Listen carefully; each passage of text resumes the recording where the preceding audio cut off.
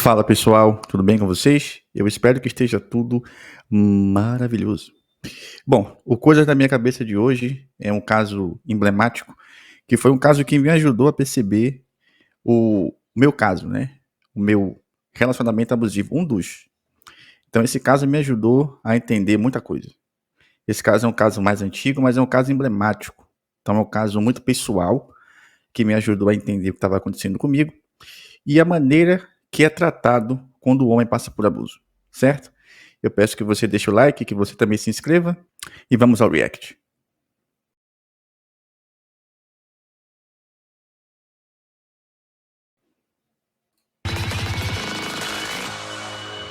Mas aí 12 de junho... Tá, 12 de junho, então a gente tava na igreja se festejando. Dia 13 eu vou pra empresa pra cuidar de tudo.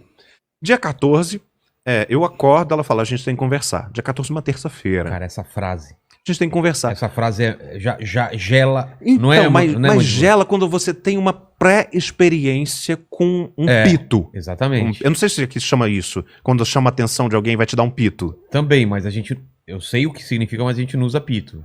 Usando outro palavrão? Coça. Não. Coça Não, vou chamar a sua atenção. pito. É uma... Então, quando os pais sei. falam a gente tem que conversar, então, mas quando você não tem essa pré-experiência, a gente tem que conversar de boa. É. Então tá, eu vou pra empresa, no final a gente conversa. Quando eu cheguei, os funcionários não estavam em casa. Eu tinha jardineiro, motorista, governanta e alguém que fazia lá. Eles não estavam em casa. E 2 babás. Não estavam em casa, a criança também não estava, e ela sentou no sofá e falou, olha, tem uma coisa pra contar. A criança foi estuprada. Peraí, mas... Quem é essa criança? O filho dela. Ela tinha um filho de outro casamento? Ela tem um filho do primeiro casamento. Tá, de Que quantos eu anos? criei. Eu criei. Eu peguei, ele nem falava. Caramba. Eu começo a tremer, né? É porque eu ainda sinto muita... Mas calma, vamos... E aí, a primeira palavra que ele disse foi papai. É mesmo? Caramba, você... Então, Entendeu? quando você começou o relacionamento com ela, ele tinha quantos anos? 2 anos. Tinha acabado de fazer 2 anos. Caramba. Ele fez 2 anos em outubro. Dia 10 de outubro. 11. E isso aconteceu? Ele tinha quantos anos? 5. Sim. Tá. Aí ela fala... No entanto, que a denúncia, ela disse que eu enfiei um pulso nele. Caramba, velho. E a criança nem sentiu dor, não sangrou nada, entendeu? Aí ela foi mudando o diálogo porque as pessoas começam a questionar. Tá, e ela diz, a criança foi estuprada. E eu levanto desesperado e falo assim, cadê a câmera? Porque eu já tinha participado de Rodrigo Faro, já tinha participado de Raul Gil, já tinha participado de um monte de programa que tem pegadinha.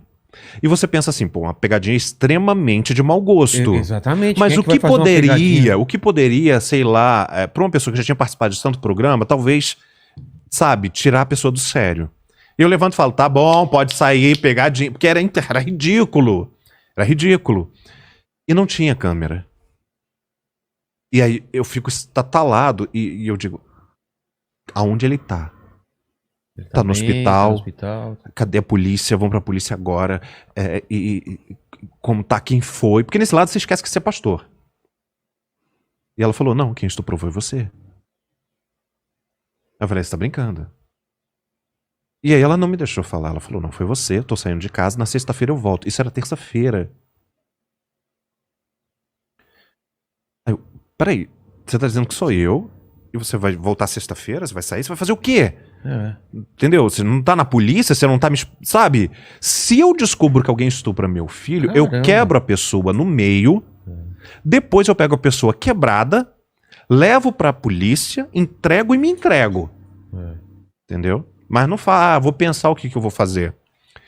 E aí eu subi, né, pro andar das suítes e ela tomava muito remédio controlado. Eu peguei um dos remédios dela. Eu liguei pros líderes dela, pra cobertura espiritual dela, né, de Dallas, e falei assim, olha, aconteceu isso, ela foi influenciada, ela tá maluca, me ajuda, liga pra ela, porque não faz sentido. E eles falaram, a gente não vai se envolver. Porque eles já estavam fazendo parte de tudo isso. Já tinha sido programado.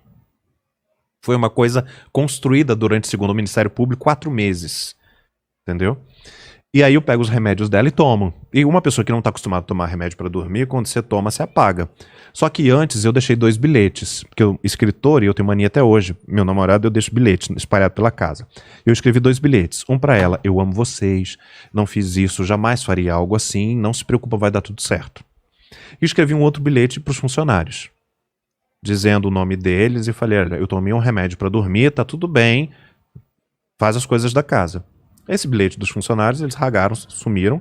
O bilhete dela, eles pegaram, botaram no chão da sala, pegaram vários comprimidos, derramaram, porta-retratos, abriram a Bíblia, tiraram foto e disseram: ele tentou suicídio. Caramba! Quem investigou tudo e chegou nessa linha do tempo, porque eu nem vi isso, foi o Ministério Público.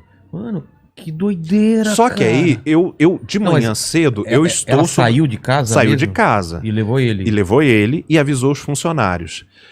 Eu vou chegar no complô dos funcionários. Aí, no dia seguinte, os funcionários chegam para trabalhar, eu estou dormindo fortemente por causa dos remédios, eles chamam uma ambulância e me levam para um hospital público. Quando eu chego no hospital público, eu fico em observação, mandíbula, e algumas horas depois eu recebo um atestado médico dizendo: olha, tá bom, ele não precisa sequer de lavagem. Ele tá tranquilo, pode ir pra casa. Lavagem é quando tem que tirar o que tá dentro porque tá fazendo mal. Porque assim, eu não tomei comprimido, eu tomei gota. E na cena do crime tá cheio de comprimido. É um negócio surreal, assim. Tá. E aí não fez nem lavagem. E aí eu recebo um laudo dizendo: olha, ele tá em perfeitas condições, pode ir pra casa. Você acordou num quarto ou no... Não, eu levantei, eles me levantaram, eu desci a escada de casa, tava... eu pedi: traz aquele casaco, porque era junho, então tava frio, consciente. eu tava grog, mas tava consciente. Entendi. E aí o meu motorista fala: não, como ele foi comigo na ambulância, eu não ia voltar de carro. Eu falei: chama um táxi, não existia Uber em 2016. E aí ele falou: não, a gente tem que voltar de ambulância. Eu falei: mas voltar de ambulância por quê? Ele: não, a sua esposa pediu, você tem que voltar de ambulância. Você vai desconfiar do seu motorista? Claro que não. Você vai desconfiar da sua esposa? Não, então vão de ambulância. Chegou a ambulância, entrei na ambulância. Do hospital pra minha casa era uma reta, chamada Avenida das Américas, na Barra da Tijuca. Não tem buraco, não tem quebra-mola. Você faz em meia hora. Eu tô dentro da ambulância deitado, porque você tem que ser carregado deitado na ambulância. Tá lá, e tá andando, e tá dando tempo, e não chega. De repente começa uma estrada esburacada, e não sei o que, solavanco, eu falo: o que é isso? Não tem buraco, eu faço essa estrada aqui todo dia. Ah não, teve um acidente na avenida, a gente tá fazendo atalho. Mas que atalho é esse que não chega a lugar nenhum? Ameaça, quero sair daqui. Quando eu levanto da ambulância, alguém aplica uma injeção em mim. Eu acordo, no dia seguinte, amarrado, nu, numa maca metálica dentro de um hospício. Caramba, velho, isso é muito filme, cara. Total. Eu já vi o Tom Cruise nisso. Você não vê o Tom Cruise? Quer saber de uma coisa? O meu motorista era amigo dela há mais de 20 anos e a gente não sabia. Caramba, cara. O Ministério Público descobriu. Então, tô tentando pensar com a cabeça dela. Volta de ambulância, porque ele, em algum momento ele vai reagir, vai se ligar que não tá indo pro caminho e tal. A gente aplica esse negócio, porque é o único jeito. Se ele voltasse como motorista ou de táxi, não teria essa desculpa pra colocar ele no hospício. Aí entrou no hospício com tentativa de suicídio. Só que, segundo a lei, Mas você como só... que prova isso? Então, segundo a lei, você só pode ser colocado numa clínica psiquiátrica depois de ficar 24 horas num hospital e ter um encaminhamento médico. Algum médico fala, ó, ele precisa, isso. Não teve. Eu não tinha. Pelo contrário, eu tinha um laudo dizendo que eu estava bem, que eu não representava perigo. Segundo, mesmo com isso, depois de 72 horas que você está numa clínica psiquiátrica, você, por lei, precisa que a família autorize ou o Ministério Público entenda que você representa um perigo para si ou para outro. E aí sim você pode ficar lá. Isso não aconteceu.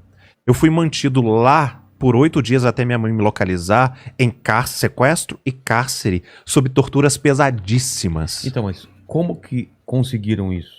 Existe uma coisa, talvez a gente não tenha tanto, chamada dinheiro. Ah, tá. Eu tenho todos os comprovantes de quanto ela pagou, anexado no processo que eu movo contra ela e contra essa clínica por sequestro e cárcere privado, inclusive o comprovante do que ela pagou pra ambulância, do que ela pagou pro médico, sabe? Eu tenho tudo. Eu tenho filmagens gravadas, tenho tudo. Então, cara, então foi um esquema muito bem pensado, não foi assim. A mãe dela tinha passado Ah. grande parte da vida internada numa clínica psiquiátrica por distúrbio. Então ela já conhecia como funcionavam as Entendi. coisas.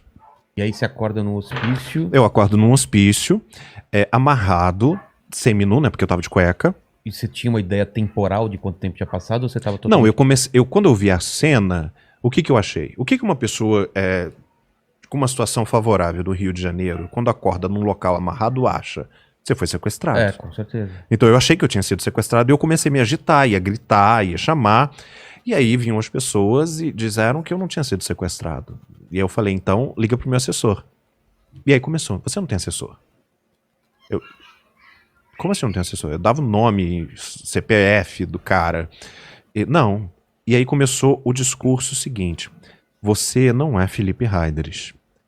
Nós achamos você na rua, você é um indigente. A gente te trouxe aqui para te livrar de você mesmo. Nessa sala que eu estava, tinha muitas pessoas muito loucas, que esfregaram fezes, que tacavam as coisas, bem bicho de 7 cabeças. Total. E aí tinha uma televisão ligada no máximo, chiando. Eles aplicavam drogas o tempo inteiro. Caramba. E uma pessoa ficava 24 horas. Eu acordava, tinha alguém falando, eu dormia, alguém falando, Colocando- dizendo assim: você não é Felipe Heidrich, nós te achamos na rua, você representa um perigo pra você, você não tem nada, você é um indigente, não sei o quê. É uma lavagem cerebral. Muito tempo depois, eu descobri que isso foi uma técnica inventada pelos nazistas na Segunda Guerra chamada gaslighting. Que é como você implanta memórias falsas numa pessoa para que ela esqueça quem ela foi e ela se torne uma outra pessoa. Conclusão, diante de tantas drogas, e foi tão problemático isso, porque ninguém sabe, mas quando eu estou na cadeia depois, eu estou passando pelo período de abstinência de droga. Imagina durante 8 dias... a pessoa injetar, te dopando, o seu organismo é uma bomba atômica. Exatamente. Eu fiquei cheio de manchas pretas no corpo por causa disso. E aí, no 8º dia, a gente tá falando, 8º dia, há 5 anos atrás, hoje, dia Tá, 23. Mas nesses 8 dias você não viu ninguém próximo a você? Não, Ninguém era... Ninguém. ninguém. Nem ela. Não. E você tava começando a acreditar que você não era você ou No não? 8º dia, eu tava cortando bandeirinha de São João, Caramba. entendeu? E Eu sou indígena. sua cabeça tava vazia? Não tenho pra onde ir. A única coisa que às vezes vinha assim, que me dava a intenção de que era mentira, é porque eu sabia muita coisa da Bíblia de cor. Eu sei muita coisa da Bíblia de cor. Então E eu ficava... essa parada? Funciona? É pesado o negócio. Não, mano, isso é muito real. É droga, Agora- é gente implantando coisa na sua cabeça. E som. E um barulho. Um som. No entanto que eu tenho TEPT, dependendo da frequência que você liga qualquer coisa perto de mim, te aciona. eu congelo, começo a tremer, suar, entendeu? Sensação de desmaio, e aí eu revejo tudo como Cara, se estivesse é o Soldado acontecendo. Invernal. É o Soldado Invernal, cara. Soldado Invernal, velho, da Hydra. Os caras usaram a técnica da Hydra. Isso é muito real, tá? É tipo de um gatilho é a frequência. Cara, é tudo... Isso é muito real e na internet tem muito isso. Só que as Caramba. pessoas acham que não é usado hoje. Os nazistas faziam isso com prisioneiros, talvez. Não sei, eu sei que a técnica foi refinada com eles. Caramba. Aprimorada. Então quando você saiu de lá, você realmente tava... Não, aí no 8º dia, tô lá acordando um negocinho, não sou ninguém. Mas às vezes vinha assim, puxa, como é que eu sei tanto texto da Bíblia de cor e ficava recitando na minha mente, se eu não sou ninguém, se eu não sou o pastor... Você não lembrava de sua mãe, seu pai? Lembrava de tudo, lembrava de tudo. Só que como eu não era, eles diziam que isso era... Eu tinha uma dupla personalidade. Isso era um personagem que eu tinha criado. Isso que eu ia falar, acho que você começa a desconfiar da verdade, É, né? você- Será que Todo mundo diz que você não é você. É. A primeira coisa que eu cheguei, quando eu fui fazer terapia, eu pedi uma psiquiatra especialista em psicopatas, uma forense especialista em psicopatas, porque eu queria saber se eu era psicopata. Porque me disseram, o mundo disse que eu era psicopata. Os jornais fizeram um levantamento e disseram que em 2016, 95% da população me odiava. Caramba. Eu fui capa de jornais espalhados pelo mundo. Houve um acidente na Alemanha onde um padre estuprou 500 adolescentes em Ratisbona. Eles não tinham a foto do padre, eles colocaram a minha. Tinha cartazes espalhados por todos os lugares do Rio de Janeiro. Psicopata. Quando eu cheguei na terapia, eu falei assim, eu quero saber se eu sou um psicopata ou se eu tenho dupla personalidade, porque todo mundo diz que eu sou. Só que não tem espaço em branco na minha mente, tá tudo lá milimétrica. Então em que momento eu cometo tantas atrocidades? Mas isso tá falando depois. Depois. Mas vamos voltar pra linha do tempo. Você sai... Não, aí eu tô lá, 8 dias? 8 dias, no 8º dia, que hoje faz 5 anos, Sei. e aí ela fala assim, você vai ser atendido por um médico. Eu, poxa, que legal, alguém vai falar comigo. Até então não... Ia só Nada. um enfermeiro lá? Só aplicar das drogas, e tinha uma baixinha, eu fui refém dessa baixinha emocional durante 3 anos. Ela me atormentava emocionalmente e nos sonhos. Caramba. Entendeu? E aí, eles falaram, o médico vai te atender. E aí eu saí do lugar que eu tava. E aí eu descubro que eu tô num lugar, parece um spa. Tem trilha, tem árvores, tem quadra, tem salão de jogos. Você não saía do... Não, eu tava preso numa cela. Ah, tá. Entendeu? E aí eu descubro que tipo, o lugar é incrível. É a imagem que eles vendem. Sei. Quando eu abro a porta do chalezinho pra encontrar o médico, quem tá lá? A minha ex. Quando eu vejo a minha ex, o que acontece comigo? Vem tudo. Putz, eu sou o Felipe! Caraca! E eu vou com tudo pra abraçar ela. Quando eu vou com tudo pra abraçar ela, 2 homens me empurram. Era um advogado e um pastor. Pastor de Palmas, Tocantins, Sérgio Paulo, que também fazia parte de tudo isso, dizendo que eu não podia me aproximar dela. Existia uma ordem de restrição, porque eu estava fazendo mal. Eu falei, não, gente, não tô entendendo. É aquela história ainda do estupro, gente. Ela já viu que isso é mentira, né? Já caiu a ficha. Aí eles pegaram um papel e colocaram assim, pra você assinar. Aí o que é isso? Anulação do casamento. Dizendo que a gente nunca tinha transado e que eu me tornaria celibatário. Ou seja, além de nunca ter transado com ela, eu nunca poderia transar com ninguém, porque senão a história de ter passado 3 anos casado cairia por terra. Porque se eu transo, por que eu não transei? Né? E aí eu ria, né? Porque tipo, a gente vivia todo mês no hospital fazendo teste de gravidez. Porque como ela tinha tido uma complicação, tinha que sempre ter um acompanhamento. Mas a função disso era pra eu não lutar pelos bens. O casamento, não? Não, a função disso é porque naquele momento eu não tinha assinado... É dinheiro, Vilela. O divórcio, a mudança de regime de bens. Ah, tá. Então, mesmo que tudo estivesse no nome dela, tudo foi construído depois do casamento. Eu teria direito à metade. Certo. Mas quando o casamento é anulado, é como se não tivesse casado. Então, como tudo estava no nome dela, tudo ficaria com ela. Mas não vale nem a época que vocês ficaram juntos? Não, anulação não. Tá. Anula o casamento, você volta a ser solteiro. Não é divórcio, é anulação. Não é divórcio. Ah, tá. E eu falei, sabe o que eu fiz? O idiota falou, eu não vou assinar isso porque eu amo essa mulher. Essa é a mulher da minha vida. A gente vai pra terapia, a gente chama ajuda, não sei o quê, porque ela vai descobrir que isso é uma loucura, isso não é impossível. Faz o seguinte, amor, vamos pra casa e a gente conversa. Ele falou, você não pode ir pra casa. Existe uma ordem de restrição. E se você não assinar isso, a gente vai pra delegacia te acusar de estupro. Eu não assinei. Eles foram pra delegacia me acusar de estupro.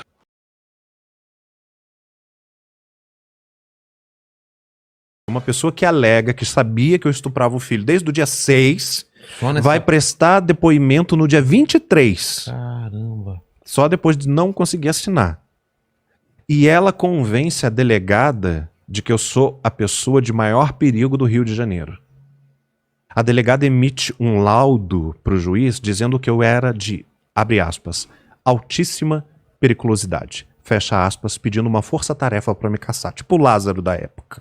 Porque você tinha saído do... Quando nesse mesmo dia, que eu não assino o papel, eles saem, minha mãe já estava do lado de fora. Eles só foram lá porque minha mãe já tinha conseguido me localizar. Ah, tá. E ela já estava do lado de fora me esperando pra me tirar de lá. Então eles tentaram uma última cartada. Pela lei, a minha mãe ia chamar a polícia, ia fazer alguma coisa. Então tirou de lá, mas eu não podia voltar pra casa. Aí eu saí do hospício, não tinha pra onde ir. Me emprestaram um apartamento e temporário. Não tinha roupa, não tinha nada. E aí eu descubro então que há um mandado de prisão contra mim. Ela foi à delegacia, sem laudo, sem testemunha, sem depoimento, sem flagrante. Disse pra delegada, ele estuprou meu filho, a delegada mandou me prender. Não sem precisa de prova. nenhuma. Não houve inquérito contra mim. Mandou me prender. 2 dias depois, a criança passou por uma perícia.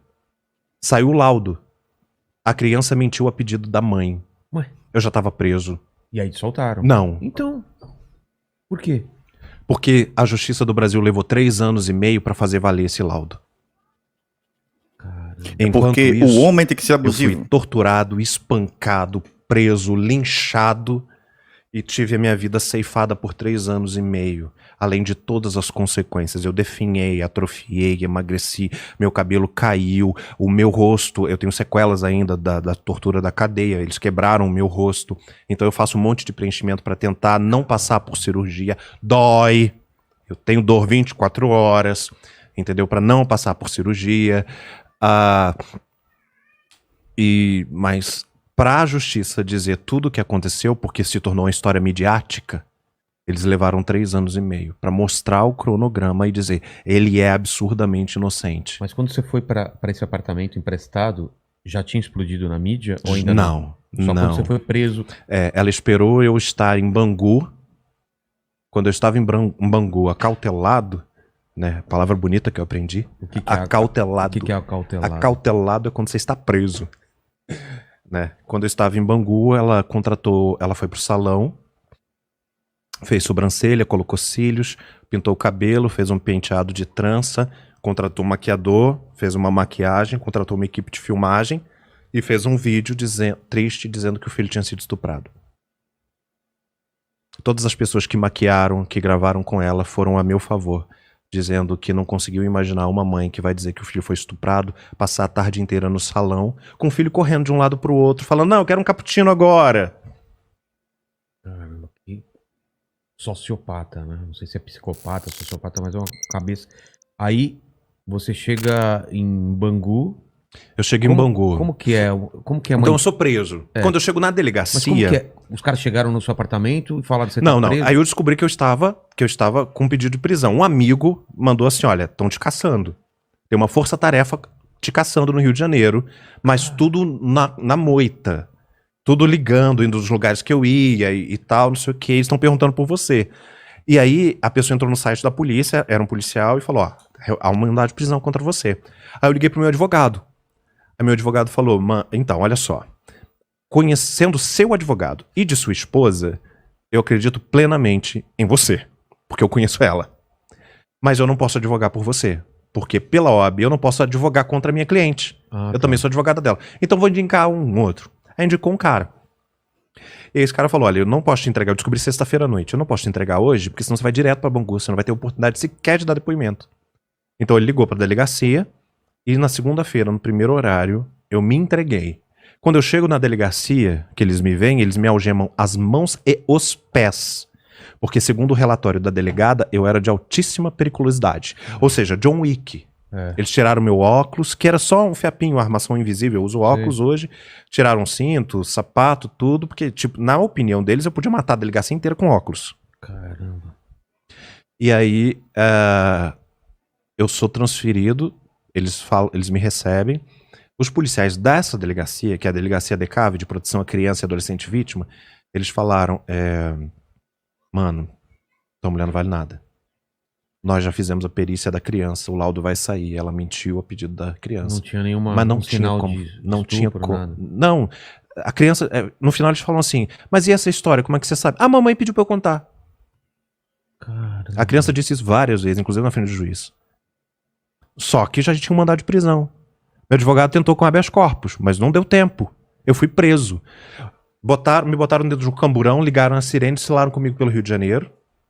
Os policiais olhavam pra mim e disseram, você não dura 24 horas. É porque é o que a gente sabe, né? Eu coleciono artigos de pessoas que foram mortas em menos de 24 horas porque elas eram estupradoras. Exatamente.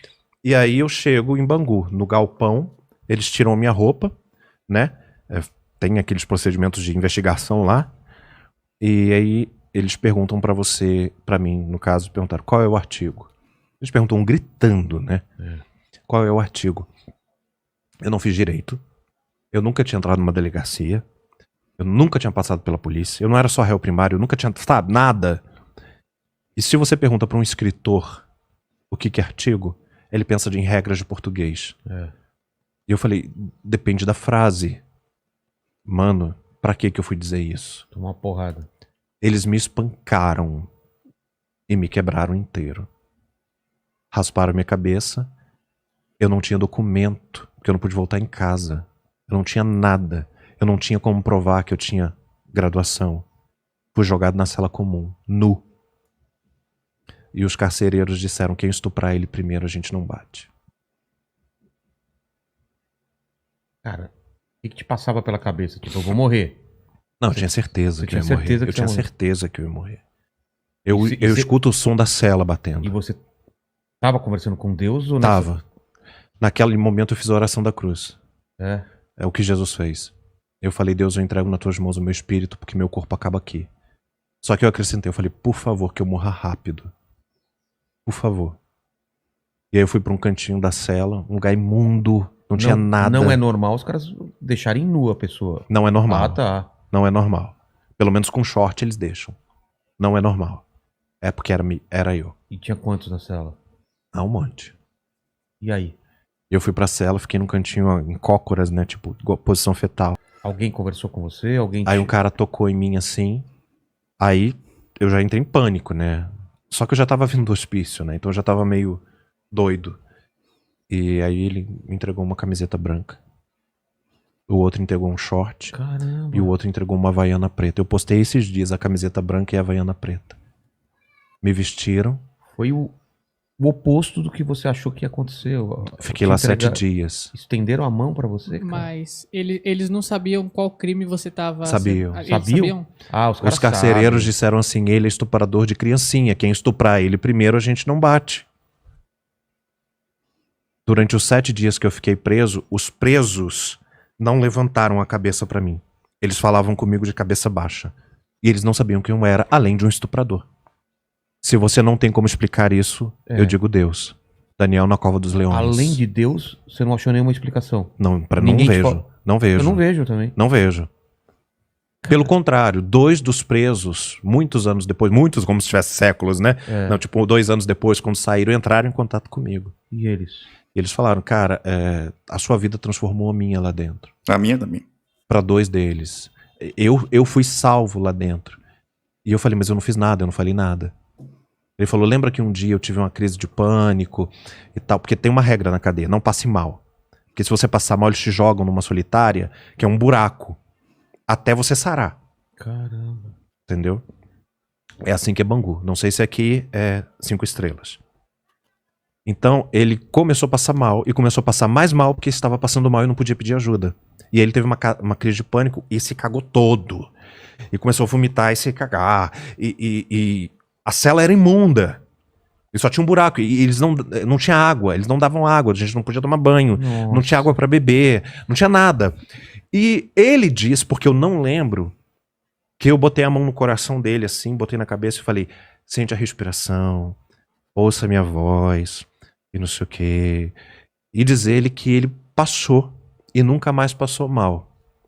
Então ele, a mãe dele, a namorada dele entraram em contato comigo pra agradecer por ter salvo a vida do filho. E um outro depois falou que esse que passou mal tava lá porque ele tinha saído com a namorada do bandido. Então armaram pra ele. O outro não era bandidão mesmo e não sei o que, mas agradeceu e tal pelo não sei o que. Essas pessoas entraram em contato comigo, mas eu não lembro disso. A única coisa que eu lembro é que as pessoas olhavam pra mim de cabeça baixa. Como um respeito, como se estivesse falando com o senhor do tráfico. Caramba. Isso não dá pra explicar. Não teve nenhuma tentativa de agressão, nada? Eles me davam a comida dele, porque os carcereiros não me davam comida e nem água. Quanto tempo você ficou nessa 7 cela? dias. 7 dias. Saí de lá com 7 dias porque CNN, BBC, Guardian, tava tudo sobrevoando, Globo, Record sobrevoando. Um senador tinha ido pra tribuna dizendo que eu era o maior criminoso da nação, que eu devia ser morto, apedrejado, linchado. Então a mídia tava muito em cima. O meu habeas corpus, quando saiu, foi noticiado primeiro na mídia. Meu advogado tava na porta do juiz. E quem deu... Ele ficou sabendo pelo Boechat, que tava cobrindo. Entendeu? Ele falou assim, olha... Entrou em contato com a minha mãe, o Boechat tá dizendo que tem habeas corpus, mas eu ainda não sei, eu tô aqui na porta do juiz. E aí eu saí, mas quando eu saí tinha uma multidão pra me linchar. E essa multidão continuou... Linchar, literalmente. Literalmente, com pedra, com pau. O senador mandou. Quem que era o senador? Magno Malta. Caramba. Ele usou a tribuna do Senado pra mandar me matar.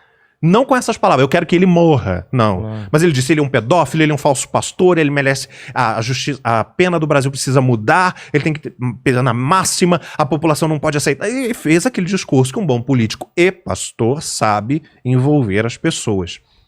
Né? E aí tinha uma multidão para me linchar. Graças a Deus, o advogado foi com outro gigantesco, eles conseguiram me proteger. Mas... durante 3 anos e meio, até sair a minha absolvição, eu fiquei trancado dentro daquele apartamento, sem poder botar a cara do lado de fora, porque, além de tudo o que aconteceu, muita gente, ela incentivou e, acredito que, não posso provar, financiou muitas tentativas de assassinato. Entendeu? Contra mim. Porque pessoas apareciam no lugar que eu estava e só o meu advogado e o advogado dela podia saber. Porque como eu tinha restrições que o juiz tinha imposto até ganhar a absolvição, eu tinha que dizer onde eu estava. Ah, tá. E só eu, o meu advogado, né, e quem tinha acesso ao processo, que era ela e o advogado, saberiam onde eu estava. E pessoas acampavam na minha porta para me matar. Bom, pessoal, é isso aí o caso. Ele foi inocentado. Se você quiser saber o podcast completo, é só você digitar aí Inteligência Limitada Felipe Heydrich, que você vai saber a história completa lá. Eu peguei esses pontos aí que são os pontos altos aí, que foi um caso emblemático para minha vida, porque foi o caso que me mostrou exatamente o que eu estava passando, certo? Agora vem aqui os recadinhos para vocês que estão aqui me acompanhando. Esse quadro Coisas da Minha Cabeça, como eu já falei aqui, ele surgiu exatamente por essa incredulidade que algumas pessoas têm de conseguir olhar para a mulher como ser perverso. A mulher perversa existe e não está no multiverso, está no mundo real. É muito difícil hoje o homem provar que está passando por abuso, a não ser que seja um caso muito pesado, e mesmo assim a culpa ainda vai ser do homem. Se a esposa mata o homem, a culpa foi dele. Se a esposa queima o marido, a culpa foi dele. Se a esposa acusa falsamente, a culpa é dele. Então até quando o homem é vítima, ele é culpado. Eu sei que muitas mulheres não concordam com isso, e isso me deixa feliz, porque eu tenho percebido em alguns comentários aqui nos vídeos, em comentários em outras páginas, muitas mulheres indignadas com esse perfil de mulher. Ela existe. E existe em grande quantidade. Eu atendo pessoas há 6 anos. Eu tenho mais pacientes homens do que mulheres. Os casos que eu pego aqui quando o homem é vítima são muito piores. É desse nível para cima. É sujo a coisa. E eu peço para os homens que estão passando por isso, que estão sendo ameaçados, que estão casados com pessoas instáveis. Meu irmão, saia daí quanto você pode. Não é só sair daí, é sair daí e procurar ajuda, porque você viu o que o gaslighting pode fazer com a pessoa. E quem está vivendo uma relação abusiva aqui serve para homens e mulheres. Vocês estão passando exatamente por esse gaslighting, dia após dia. A sua identidade é trocada, você perde a sua identidade. Você se torna aquilo que a pessoa quer que você se torne. Inclusive, um molestador de crianças. Então eu peço que você, homem ou mulher que está passando por abuso, não romantize. E procure ajuda. Procure ajuda porque a coisa é muito séria. Não trate isso como uma brincadeira no parque, como algumas pessoas dizem, né? Eu fico com o errado aqui até achar o certo. Entendi. Para você que está acordando, para você que gosta do meu trabalho, assista esse vídeo com muito cuidado, com cautela, pense muito bem antes de você tomar lado. Já falei isso aqui. Antes de você tomar lado, pense um pouquinho. Porque eu já passei por falsa acusação e eu sei como é difícil você provar que você não fez. É muito difícil. Então esse vídeo é mais um vídeo pra gente meditar. Tá passando aí embaixo o meu contato. Você que tá passando por abuso emocional, não brinque com isso. É só chamar aqui o Ednei, a gente vai ter boas conversas, francas e honestas, para ajudar você a pegar de volta a sua dignidade. Porque é isso que nos é roubado. Fica em paz e um cheiro nos seus cangotes.